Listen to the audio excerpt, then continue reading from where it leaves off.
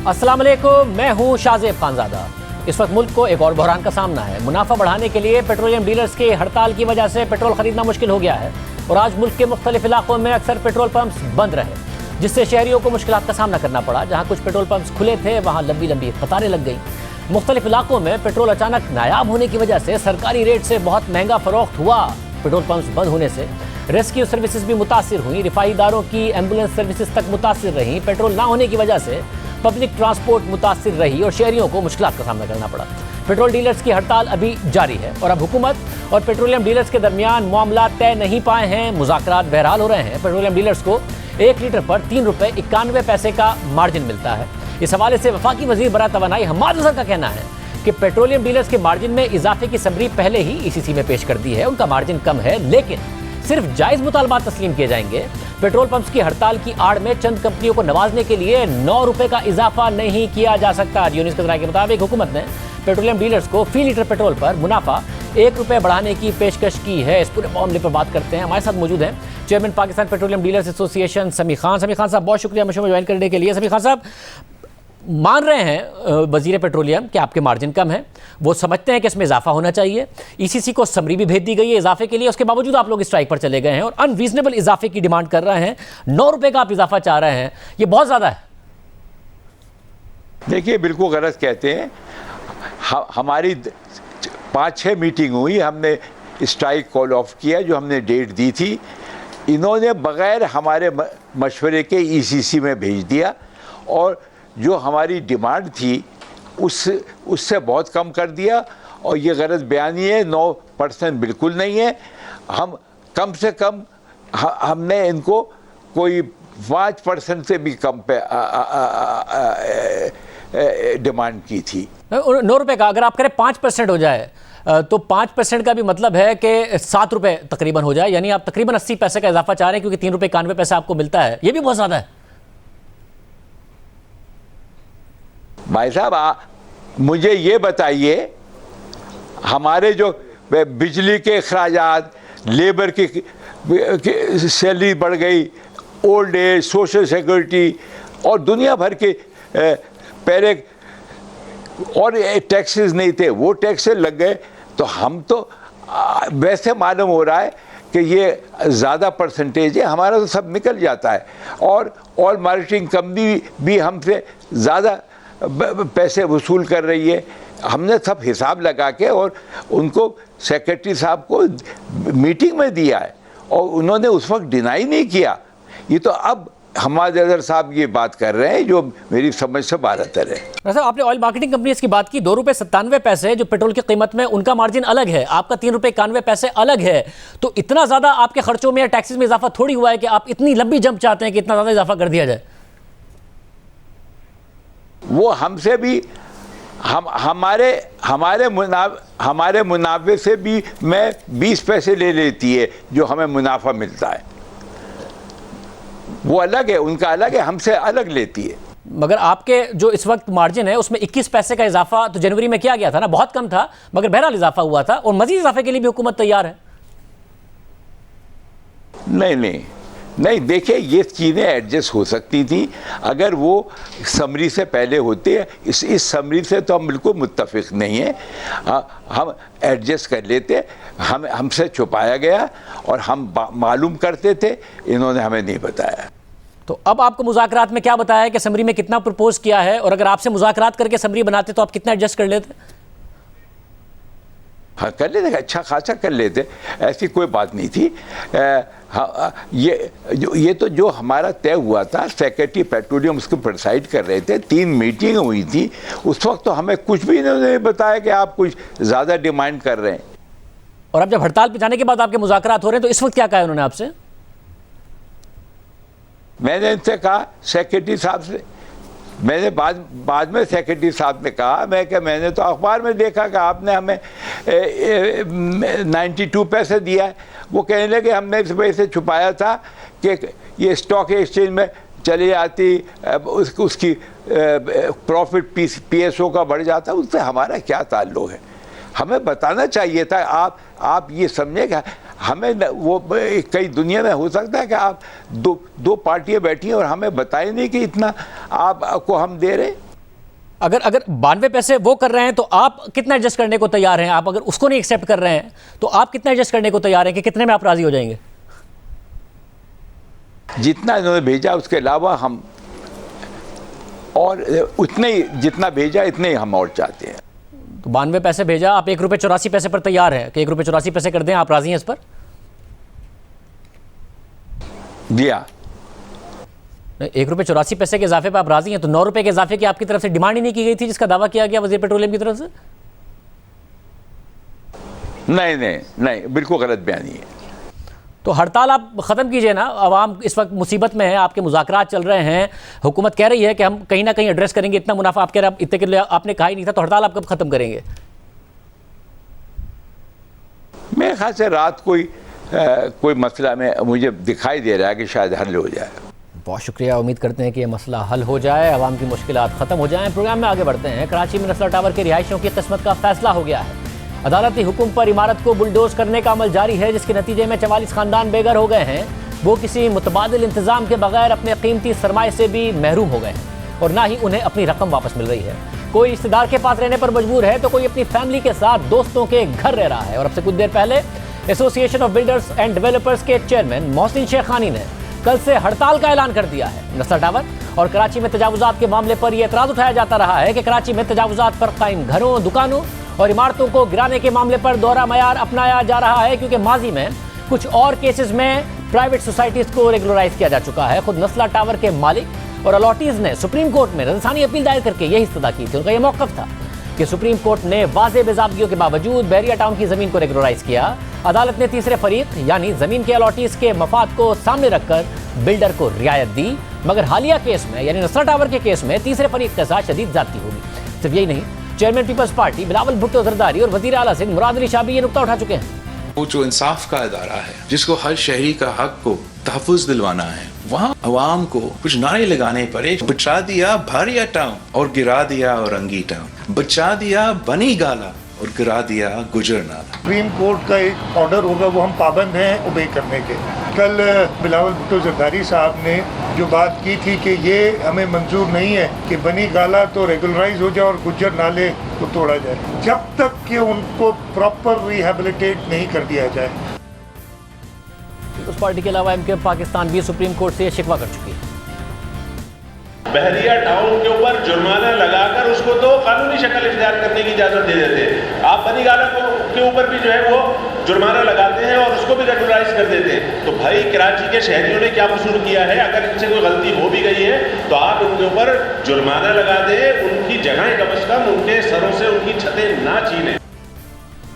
यानी जिस वक्त अदालत ने यह अहकाम जारी किए थे, तब से ही सुप्रीम कोर्ट से यह मुतालबा किया जाता रहा कि माजी की तरह कोई ऐसा हल निकाला जाए जिससे मुतासरीन को बेघर होने और बेरोजगार होने से बचाया जा सके। मगर माजी की तरह कोई हल तो नहीं निकाला गया। अलबत्ता बिल्डिंग को गिराने के तरीकाकार का तयन न होने की वजह से कुछ वक्त जरूर लगा। इस दौरान मुतासरीन को अपनी जिंदगी के मुश्किल तरीन हालात से गुजरना पड़ा। वो हर मुमकिन कोशिश करते रहे कि किसी को उन पर रहम आ जाए और उन्हें बेघर होने से बचा लिया जाए। अगर नस्ला टावर गिराया जाए तो अदालती अहकाम के तहत उनकी रकम की अदायगी भी यकीनी बनाई जाए। वो ये मुतालबा करते रहे, मगर उनकी तमाम उम्मीदें और तमाम मुतालबात बेसूद साबित हुए। मगर दिलचस्प बात यह है कि माजी में ऐसी कई मिसालें सामने आ चुकी हैं जहां पर अदालत ने या फिर हुकूमत ने ऐसी हाउसिंग स्कीम और प्रोजेक्ट्स को रियायत दी जिन्हें मुख्तलिफ कानूनी पेचीदगियों का सामना था और उन्हें बुलडोज करने की सूरत में उन लोगों के सबसे ज़्यादा मुतासिर होने का खदशा था जिन्होंने इन प्रोजेक्ट्स में ज़मीन या फिर घर खरीद रखे थे। जनवरी 2019 में सुप्रीम कोर्ट का एक ऐसा ही फैसला सामने आया। उस वक्त के चीफ जस्टिस साकिब निसार की सरबराही में कायम 3 रुकनी बेंच ने इस्लामाबाद में 1 कॉन्स्टिट्यूशन एवेन्यू को रेगुलराइज करते हुए ग्रैंड हयात अपार्टमेंट्स पर 17 अरब रुपए का जुर्माना आयद करके उसकी लीज बहाल कर दी थी, जिससे पहले सीडीए यानी कैपिटल डेवलपमेंट अथॉरिटी और फिर बाद में इस्लामाबाद हाई कोर्ट कई बेज़ाब्तियों की बुनियाद पर मंसूख कर चुकी थी। सीडीए ने 2016 में लीज मंसूख करते हुए मौक़िफ़ इख्तियार किया था कि लीज की शराइत के मुताबिक इस प्लॉट पर 5 स्टार होटल और सर्विस अपार्टमेंट्स तामीर किए जाने थे, मगर बिल्डर्स ने लीज की शराइत की खिलाफवर्जी करते हुए प्लॉट पर रिहायशी अपार्टमेंट्स तामीर किए और उन्हें बेच भी दिया। सीडीए के फैसले के खिलाफ मुतल्लिका बिल्डर्स ने इस्लामाबाद हाई कोर्ट से रुजू किया, मगर इस्लामाबाद हाई कोर्ट से भी बिल्डर्स की दरख्वास्त मुस्तरद कर दी गई और लीज की मनसूखी से मुताल्लिक सीडीए का फैसला बरकरार रखा गया। मगर फिर यह मामला सुप्रीम कोर्ट पहुंचा और उस वक्त के chief justice Saqib Nisar, justice Ijazul Hasan और जस्टिस फैसल अरब पर मुश्तमिल 3 रुकनी बेंच ने इस केस की समाअत की और फिर जनवरी 2019 में सीडीए और इस्लामाबाद हाई कोर्ट के फैसले को कलअदम करार देते हुए सुप्रीम कोर्ट ने वन कॉन्स्टिट्यूशन एवेन्यू की लीज की बहाली का हुक्म दे दिया। चीफ जस्टिस साकिब निसार ने सवाल उठाया कि स्ट्रक्चर के 2 टावर्स तामीर हो चुके हैं, लोग अपार्टमेंट्स भी खरीद चुके हैं, सीडीए ने 13 साल से ये एतराजात क्यों नहीं उठाए जब ये टावर तामीर किया जा रहा था। द न्यूज़ में शाया होने वाली सहाफ़ी उमर चीमा की खबर के मुताबिक लीज की बहाली का मुख्तसर फैसला साबिक चीफ जस्टिस साकिब निसार ने अपनी रिटायरमेंट से सिर्फ 1 हफ्ता कबल जारी किया था और अब 3 साल गुजरने के बाद भी इसका तफसीली फैसला जारी नहीं हुआ। खबर के मुताबिक कराची में तजावुजात के खिलाफ केसेस की समाअत करने वाले बेंच में शामिल जस्टिस एजाजुल एहसन भी उस बेंच का हिस्सा थे जिसने ग्रैंड हयात अपार्टमेंट्स की लीज बहाल की थी। अहम बात यह है कि ग्रैंड हयात अपार्टमेंट्स में खुद वजीर आजम इमरान खान, सुप्रीम कोर्ट के एक साबिक जज और ब्यूरोक्रेट समेत कई अहम और बाअसर शख्सियात ने फ्लैट्स खरीद रखे हैं। सिर्फ यही नहीं, सुप्रीम कोर्ट बनीगाला में भी गैर कानूनी तामीरात की रेगुलराइजेशन का हुक्म दे चुकी है और गुज़िश्ता साल दिसंबर में जुर्माने की अदायगी के बाद वजीर आजम इमरान खान की रिहाइशगाह को रेगुलराइज किया जा चुका है। ये मामला 2017 में उस वक्त सामने आया था जब एक केस की समाअत के दौरान सुप्रीम कोर्ट को यह पता चला कि इमरान खान का बनीगाला में मौजूद घर सीडीए के कवानीन की खिलाफ वर्जी करते हुए तामीर किया गया है, जिस पर अदालत ने यह हुक्म दिया कि इमरान खान जुर्माना अदा करके बेज़ाबगियों को दुरुस्त करें। फिर अक्टूबर 2018 में बनीगाला में तजावुजात से मुताल्लिक एक और केस की समाअत के दौरान उस वक्त के चीफ जस्टिस साकिब निसार ने रिमार्क्स दिए थे कि बनीगाला को रेगुलराइज करना हुकूमत का काम है। सबसे पहले रेगुलराइजेशन की फीस वजीर आजम को अदा करना होगी।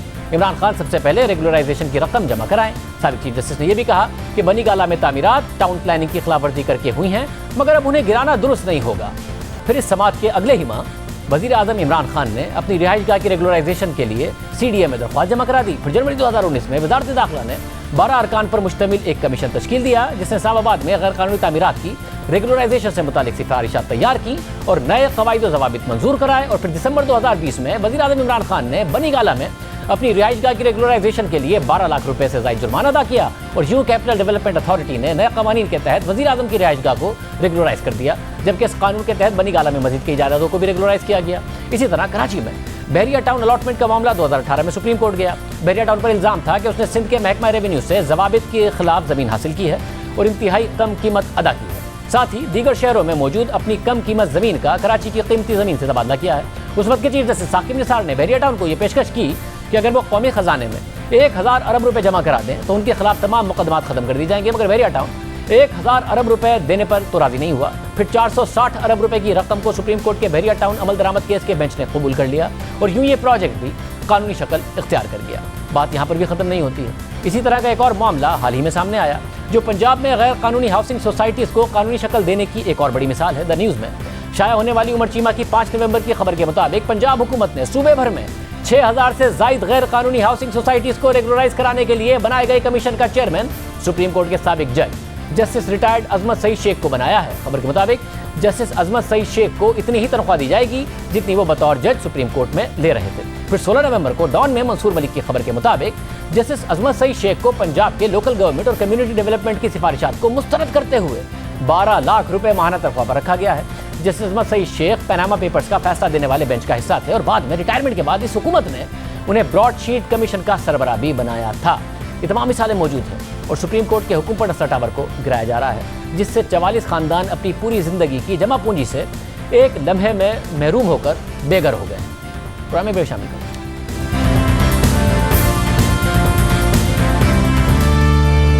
इस वक्त मुल्की सियासत में सबसे बड़ा सवाल यह है कि जस्टिस साकिब निसार की ऑडियो टेप, मुबैयन ऑडियो टेप और गिलगित बल्तिस्तान के साबिक चीफ जज राना शमीम के एफिडेविट का मुंतकी अंजाम क्या होगा। क्या सिर्फ सियासत होती रहेगी या फिर कानूनी तौर पर भी कोई नतीजा निकलेगा। इस वक्त क्या हो रहा है इस्लामाबाद में, इस हवाले से हम बात करेंगे। हमारे साथ फाद हुसैन साहब, आसमा शिराजी साहिबा और मुनीफ फारूक साहब मौजूद हैं। आप तीनों का बहुत शुक्रिया। फाद हुसैन साहब, जाहिर है बहुत कुछ अदालती तारीख में पाकिस्तान में हुआ और उसका फैसला उसी वक्त नहीं हुआ, बाद में तारीख ने फैसला किया। तो ये साकिब निसार साहब का जो मामला है, जो नवाज शरीफ साहब मरियम नवाज को सज़ा का मामला है, आपको लग रहा है कि इसका कोई फौरी फैसला हो जाएगा या तारीख नहीं फैसला करना है, क्योंकि ना हुकूमत तैयार है तहकीकात करने के लिए, अदालत ने सुमोटो लिया नहीं है और नून लीग फिलहाल जा नहीं रही है इसको अदालत में लेके।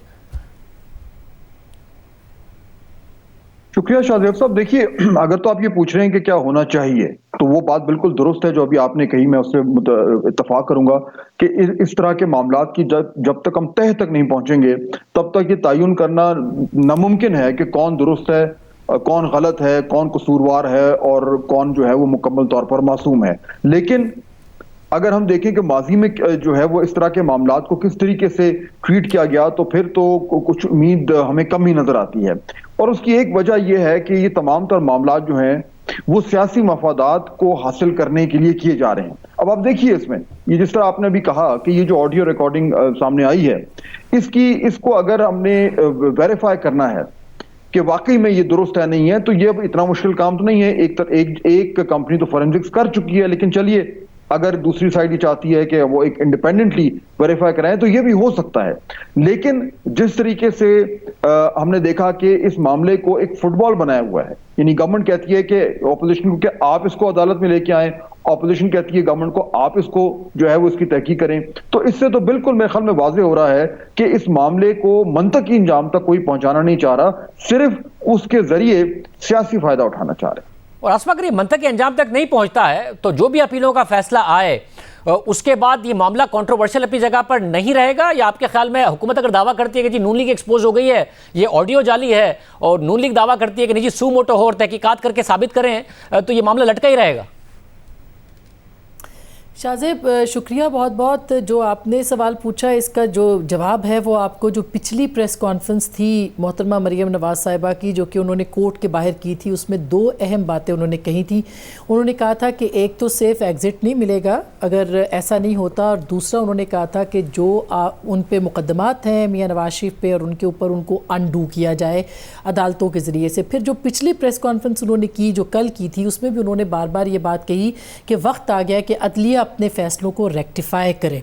तो ये एक से ज़्यादा मरतबा उन्होंने ये बात कही। तो इसका तो मतलब यही है कि जो पाकिस्तान मुस्लिम लीग नवाज़ है वो ये समझती है कि उसके साथ चूँकि अदालती तरीके से उनको मिलाइन किया गया है, उनको नाअहल किया गया है, उनके ऊपर इल्ज़ामात लगे हैं, लिहाजा उसी एक दरवाज़े के ज़रिए से इलेक्शन से पहले पहले उन दागों को अदलिया जो है वो धो दे। अब बीच में आ गई हैं टेपें जिसमें कि उन्होंने ये भी कहा कि उनके पास कुछ और ऑडियो वीडियो टेप्स भी हैं, वो उनके पास हैं और अगर वक्त पड़ेगा, ज़रूरत महसूस होगी तो उनको भी जारी किया जा सकता है। ये एक जुमला जो था ये मेरा ख्याल है कि ज़ाहिर है अदालतों के ऊपर एक प्रेशर बिल्डअप करने वाली बात है और प्रेशर बिल्डअप किया जाएगा। और इसके साथ साथ जो आप जिस पहलू के ऊपर बात कर रहे हैं कि सियासी तौर पर उसका फ़ायदा उठाना, इस वक्त भी PMLN यही चाहती है कि उसके जितने भी मुकदमात हैं जिनको कि वो सियासी करार देते हैं, अवाम की अदालत में उसका मुकदमा लड़ा जाए, ना कि उसका मुकदमा जो है वो अदालतों के सामने लड़ा जाए। तो दो तरफा, एक तरफ अदालत के अंदर ये मामला चल रहा है, उसको ये कहा जा रहा है कि रेक्टिफाई किया जाए, और दूसरी तरफ ये सारे मुकदमात अवाम की अदालत में पेश किए जा रहे हैं वाया मीडिया, ताकि उनको ये पता चले अवाम को कि उनके खिलाफ कोई साजिश थी जो कि बुनी गई थी और उसके नतीजे में ये तमाम जो मामलात हैं या मुकदमात हैं वो सामने आए हैं। तो दो धारी तलवार जो है पाकिस्तान मुस्लिम लीग नवाज़ उसके ऊपर वो खेल रही है, उसको वो चला रही है, और अगले इंतखाबात से पहले पहले वो ये चाहते हैं कि पब्लिक ओपिनियन के साथ साथ ये जो अदालतों के अंदर भी उनको एक इंसाफ है जिसका उनको शायद खदशा है कि उनको इंसाफ नहीं मिलेगा, वो इंसाफ जो है वो दिया जाए। तो पाकिस्तान मुस्लिम लीग नवाज़ की स्ट्रेटजी जो है वो दोनों अतराफ़ की है, बहुत खेल के, बहुत सोच समझ के, बहुत वक्त के तयन के साथ PMLN लगता है कि इस मैदान के अंदर उतरी है। और सिर्फ यहाँ तक नहीं है, वो बार बार ये बात सुनने को मिलती है कि उनके पास कुछ और वीडियोस भी हैं, ऑडियोज़ भी हैं जो कि प्रेशर बिल्डअप करने के लिए इस्तेमाल की जा सकती हैं। लिहाजा इस वक्त अगर देखा जाए तो ये अब पब्लिक यानी कि जो गैलरीज़ हैं उनके साथ भी ये मामला है और अदालतों के अंदर भी इस मामले के ऊपर प्रेशर जो है वो PMLN बढ़ा रही है। मुनीब, क्योंकि आप ज़ाहिर तारीख और सियासत के साथ साथ कानून भी समझते हैं, तो इसका कोई कानूनी तौर पर भी कोई मंतकी अंजाम देखते हैं आप इस सारे के सारे मामले का, या तारीख ने फैसला करना है और सियासी नैरेटिव बिल्डिंग ही इस पर होती रहेगी, बयानिया बनेगा दोनों तरफ से? शुक्रिया शाहजेब साहब। देखिए, सबसे पहले तो मैं शायद हम गलत साबित हों, लेकिन मेरा ख्याल है कि ना ही सुप्रीम कोर्ट इस पूरे मामले के ऊपर कोई नोटिस लेगी। जो नोटिस लिया गया इस्लामाबाद हाई कोर्ट की तरफ से उस एफिडेविट के ऊपर, और जितनी अलाउ मी टू से जितना प्रोएक्टिवली उस समाअत को किया गया मुअज़्ज़ज़ चीफ जस्टिस की जानिब से, इस्लामाबाद हाई कोर्ट की जानिब से, तो उससे एक इंडिकेशन ये मिलती है कि अदलिया बहुत सेंसिटिव है, खास तौर पर जनाब साकिब निसार के कॉन्डक्ट को या उनके किरदार को लेके, या उनकी जो कॉन्डक्ट रहा है चीफ जस्टिस ऑफ पाकिस्तान उसको लेके। जहाँ तक सुप्रीम कोर्ट की बात है, वहां पर उनके कोलीग्स मौजूद हैं, फॉर्मर कोलीग्स, जो कि समझते हैं, और कुछ ऐसे कोलीग्स हैं जिन्होंने उनके साथ काम किया है और इस पूरे मामले के अंदर उनकी बड़ी इन्वॉल्वमेंट रही है। वो एक तो मौजूद जज जो है वो मॉनिटरिंग जज भी रहे हैं मियां नवाज शरीफ साहब के केसेस के अंदर, जब नैब सारा मामला और एहतसाब अदालत में चल रहा था। लिहाजा अदालत कभी भी इसको अपने लिए पास खुद खींच कर नहीं लाएगी। कोई पिटिशन दायर कर दे 184(3) के तहत, वो एक डिफरेंट बात है, लेकिन ये खुद तो होगा नहीं। जहां तक बात रहेगी कि मरियम नवाज शरीफ साहिबा या उनके वकला इसे एविडेंस के तौर पर अदालत में पेश करेंगे या नहीं करेंगे, देखिए वो एक एडिशनल एप्लीकेशन दे सकती हैं अपनी अपील के साथ। उन्होंने शौकत अजीज सिद्दीकी साहब का पूरा नैरेटिव भी बयान कर दिया, वो भी लफ कर दिया अपनी अपील के साथ, इसको भी बतौर एविडेंस वो कर देंगी। वो ये चाहेंगी कि किसी स्टेज के ऊपर जो एफिडेविट है राना शमीम साहब का उसको भी क्लब कर दिया जाए, लेकिन जो डिसीजन है वो अदालत ने ही देना है। क्या जो तारीख है इस हवाले से वो इतनी कोई खुशगवार नहीं है। मेरे लिए हैरत की बात थी बहसीयत कानून के तालिब इल्म के कि जब अरशद मलिक साहब का कॉन्डक्ट सुप्रीम कोर्ट तक डिस्कस हुआ, उनको नौकरी से निकाल दिया गया, लेकिन जो फैसला उन्होंने किया वो अभी तक इन फील्ड है, जो कि क्वेश्चनेबल बात है, जो कि समझ से बालातर है। और आसान था अदालत के लिए, मौजूद सुप्रीम कोर्ट के लिए और खोसा साहब के लिए जो कि उस वक्त चीफ जस्टिस थे, कि वो कम से कम ये डायरेक्शन जरूर दे देते या इस्लामाबाद हाई कोर्ट ये डायरेक्शन दे देती कि इस मामले की री हियरिंग की जाए मेरिट्स के ऊपर, जो कि एक प्रैक्टिस भी है और कोई ऐसे अचंभे की बात नहीं है। अदालतें ऐसा करती हैं जहां पर उन्हें ये शक हो, शायबा हो कि इसके अंदर कोई प्रैक्टिस ठीक नहीं की गई, एविडेंस को एवेल्युएट नहीं किया गया, तो अदालतें रिमांड बैक, उसे लफ्ज इस्तेमाल किया जाता है, रिमांड बैक कर देती हैं ट्रायल कोर्ट को। लेकिन ऐसा कुछ भी नहीं हुआ, जो कि कुछ सवालिया निशान जरूर उठा देता है पाकिस्तान के अदालती निजाम, खास तौर पर इन फैसलों के हवाले से। और अगर इन फैसलों का मेरिट देखा जाए, जैसे मियां नवाज शरीफ को नाअहल किया गया, या अगर उसके बाद आप देखिए रीत रही जहांगीर तरीन साहब को किया गया, तो मैं तो अभी भी कहता हूं कि वो ऐसी जजमेंट्स हैं जो किसी स्टेज पर जाके मौजूद अदलिया को या जजेस को हॉन्ट करेंगी, क्योंकि उसके अंदर जो प्रेसिडेंट कोर्ट किए गए वो निहायत ही वीक थे। तो फौजी साहब, इस सारे में अब जो मरियम नवाज की सियासी स्ट्रेटजी समझ में आती है, एक अग्रेसिव सियासी स्ट्रेटजी समझ में आती है, और 20 नवंबर के बाद लगता है, कल की प्रेस कॉन्फ्रेंस के बाद, कि बहुत ज़्यादा अग्रेसिव हो गई हैं कि एक इंडिविजुअल पर तनकीद करनी है और बतौर पॉलिटिकल स्ट्रेटजी करनी है। पाकिस्तान के माजी को देखते हुए आपको लगता है कि वो इस स्ट्रेटजी में इदारों को न्यूट्रलाइज करने में कम से कम कामयाब हो जाएंगी, कि अगर माजी में ये हुआ था उनके बकौल, तो वो आइंदा ना हो अगर आइंदा इंतखाबात होने वाले? देखिए, इसको मैं दो तरीके से देखूंगा। एक तो अगर हम इसको देखें, एक अगर आप एक सियासी अखाड़ा है, एक सियासी जंग हो रही है, उसके पैराहे में देखें, तो फिर तो हमें ये नजर आता है कि मरियम साहिबा के ये जो पे दर पे वार हैं, एक जारहाना किस्म की सियासत है, इससे और कुछ हो ना हो, लेकिन बहुत सारे उनके मुखालिफिन जो हैं वो मजबूर हो रहे हैं कि एक दफाई पोजीशन इख्तियार करें, और उसके साथ साथ शायद इस तरह के हरबे इस्तेमाल करना जो है, उनकी कीमत भी अब उसमें भी इजाफा होता जा रहा है। अगली बारी कोई 2 बार सोचेगा इस तरह के काम करने के लिए। तो यहां तक तो ये बात मुझे ठीक लगती है और होना भी चाहिए। लेकिन उसके साथ साथ दूसरा उसका पहलू है, वो ये है कि जब तक हमें ये मालूम नहीं कि ये मामलात कहां तक दुरुस्त हैं, गलत हैं, ये रिकॉर्डिंग्स फेक हैं, जेन्युइन है, तब तक ये शक मौजूद रहेगा कि क्या ऐसा तो नहीं कि इदारों को डैमेज किया जा रहा है, उन्हें नुकसान पहुंचाया जा रहा है ताकि अपना सियासी फायदा हासिल किया जाए। और इसीलिए शाहजेब साहब, ये इतना जरूरी है हम सबको ये मुतालबा करना कि इस निज़ाम में वो सकत है, वो कैपेसिटी है, वो कैपेबिलिटी है कि इन मामलात को मंतकी अंजाम तक पहुंचाया जाए। एक बार अगर ये कर दें तो आने वाले दिनों के लिए इस निज़ाम में जो है वो एक इतनी स्ट्रेंथ आ जाएगी कि गलत और सही की तफरीक करना आसान हो जाएगा। आसमा, ये जो अग्रेसिव जारहाना हिकमत अमली है मरियम नवाज की, आपको लगता है वो फ़ायदा पहुंचाएगी नून लीग को इस वक्त जो ग्राउंड रियलिटीज़ और ग्राउंड सिचुएशन बन रही है इस्लामाबाद पिंडी में, या नुकसान हो सकता है?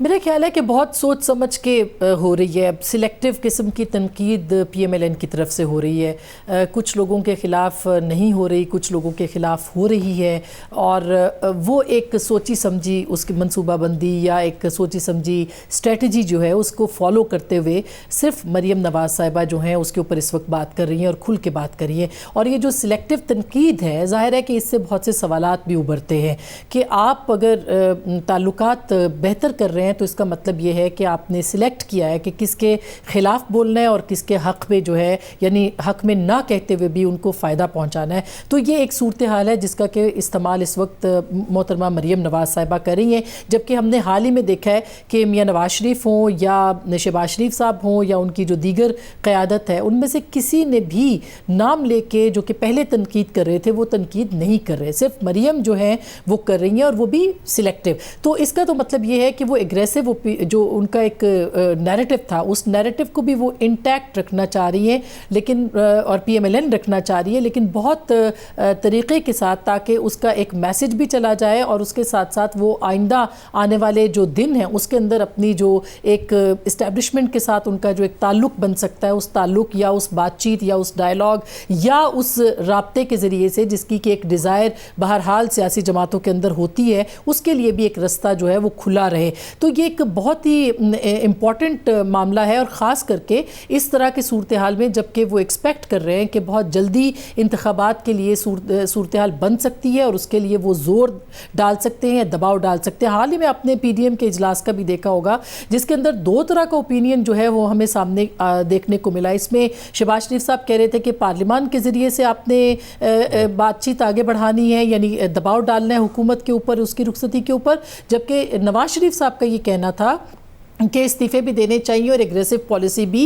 इख्तियार करनी चाहिए, जबकि मौलाना इस पूरे मामले के अंदर जो है उन्होंने ख़ुद PMLN को ये वाज़े तौर पे पैगाम दिया है कि वो एक वाज़े एजेंडे के साथ सामने आए। ये एक सवाल ज़रूर उभरता है कि शहबाज शरीफ हों या मियाँ नवाज शरीफ हों, जो आखिरी ओपिनियन होता है वो तो मियाँ नवाज शरीफ का होता है, फिर इस इजलास के अंदर जो आखिरी ओपिनियन था वो क्यों नहीं बन सका मियाँ नवाज शरीफ का। तो इसलिए भी ये बात बहुत इंपॉर्टेंट है कि आने वाले दिनों में PMLN चाहती है कि वो रास्ता खुला रहे जिस रास्ते के ज़रिए से बहरहाल उनको दोबारा से पावर कॉरिडोर्स के अंदर आना पड़ सकता है। मरीम, आप क्या कहिएगा? अग्रेशन है मरीम नवाज़ में मगर सिलेक्टिव अग्रेशन है। प्रेस कॉन्फ्रेंस में भी जब उनसे ज़रा खुल के जवाब मांगा गया तो उन्होंने नहीं दिया। आपको लगता है बेनिफिट करेगा इस वक्त मौजूदा सूरत हाल में उन्हें? देखिए, पाकिस्तान मुस्लिम लीग नून खास तौर पे मरीम नवाज शरीफ साहिबा अगर देखा जाए, बल्कि मैं पर्टिकुलराइज करूंगा मरीम नवाज शरीफ साहिबा को, वो टारगेट कर रही हैं फॉर्मर DG ISI को, जो कि उनके मुताबिक उनको सूट करेगा। मैं समझता हूं कि उनकी ये असेसमेंट या कैलकुलेशन गलत है। वो इसलिए क्योंकि जब वो ये कर रही हैं उनको नहीं पता कि जिस तरह अंग्रेजी में लफ्ज इस्तेमाल किया जाता है अनविटिंगली, आप अनविटिंगली कुछ ऐसा काम कर जाते हैं जो कि किसी एक शख्स को, जो कि आपको लगता है कि वो किसी इदारे के अंदर उसकी पोजीशन कमजोर है, पूरे इदारे को आप उसके साथ खड़ा कर देते हैं। अब मरीम नवाज शरीफ साहिबा जितना तनकीद करेंगी फॉर्मर DG ISI पर और उनकी बैशिंग करेंगी, पूरे इदारे को मरीम नवाज शरीफ साहिबा उन शख्सियत के साथ फॉर्मर DG ISI के साथ खड़ा कर देंगी। मरीम नवाज शरीफ साहिबा का ख्याल है कि वो सिर्फ अगर फॉर्मर DG ISI को टारगेट करेंगी और करती रहेंगी और बाकी किसी को टारगेट नहीं करेंगी तो, और उनका ख्याल है कि लोगों का या उस इदारे का बड़ी जो मेमोरी है वो उनको को मेमोरी लॉस हो जाएगा और वो भूल जाएंगे कि मियां नवाज शरीफ साहब ने गुजरांवाला के जलसे के अंदर क्या किया या लाहौर मीनारे पाकिस्तान के PDM के जलसे के अंदर क्या बातें की।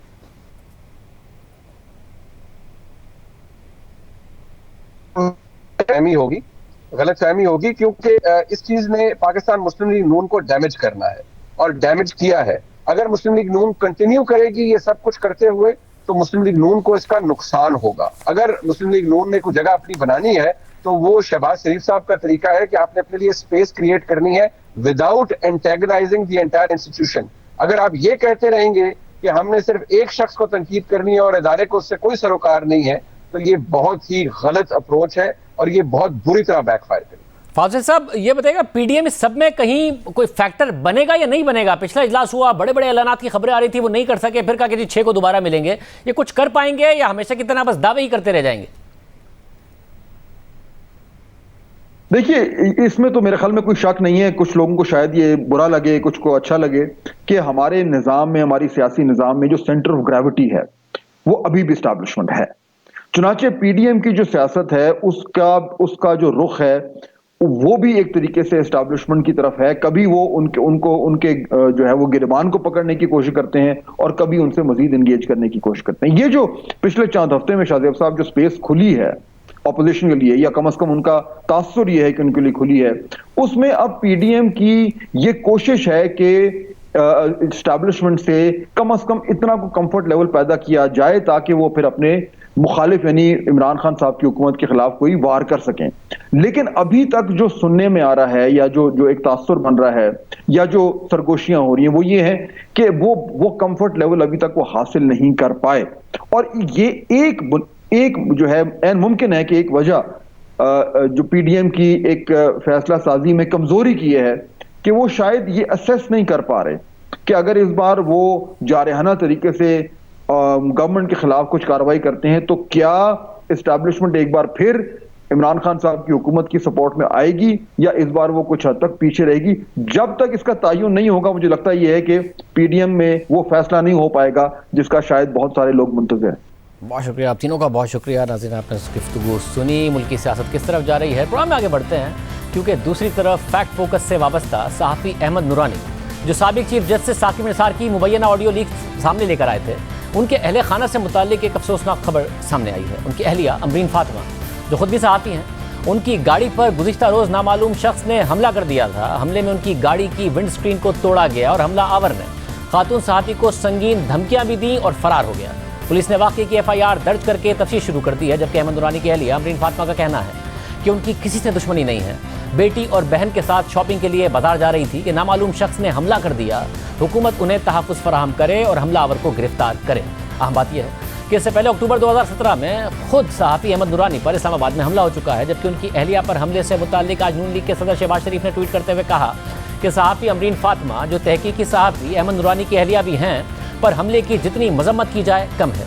इस वाक़े की आला सतही तहकीकात कराई जाए और मुर्तकिब अनासिर को कानून के मुताबिक सख्त सज़ा दी जाए। सहाफ़त के लिए सियाह और बदतरीन दौर में कॉलम और प्रोग्राम बंद करा दो जैसे हथकंडे मामूल बन चुके हैं जो पाकिस्तान के आलमी इमेज को तबाह कर रहे हैं। हमलों से सच की तड़प रखने वालों को रोका जा सकता है, ना ही हिरासा किया जा सकता। अभी पहली बार नहीं है कि सहाफ़ियों पर हमलों की खबरें सामने आ रही हैं। हुकूमत दावा तो करती है कि वो सहाफ़ियों के हुकूक की मुहाफ़िज़ है, उनकी आज़ादी इज़हार राय पर यकीन रखती है, मगर मौजूदा हुकूमत के दौर में जिस तरह सहाफ़ियों पर हमले हो रहे हैं और उन हमलों की तहकीकात जिस तरह बेनतीजा निकलती हैं, वो इस हुकूमत के लिए एक गौर तलब मामला ज़रूर है, क्योंकि पूरी दुनिया इस सब को गौर से देख रही है। और हम एक ब्रेक शामिल करें।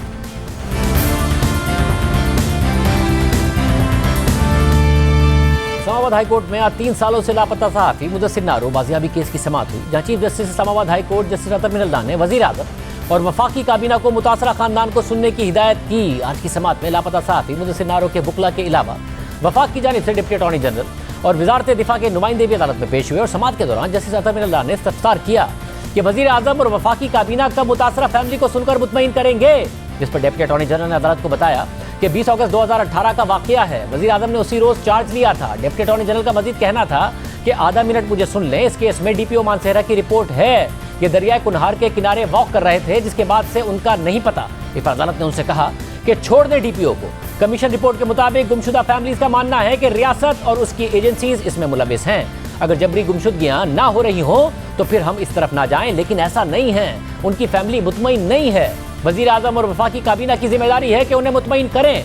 मुल्क में जबरी गुमशुदगी का रुझान मौजूद है। फैमिली को मुतमईन करें कि रियासत इसमें शामिल नहीं।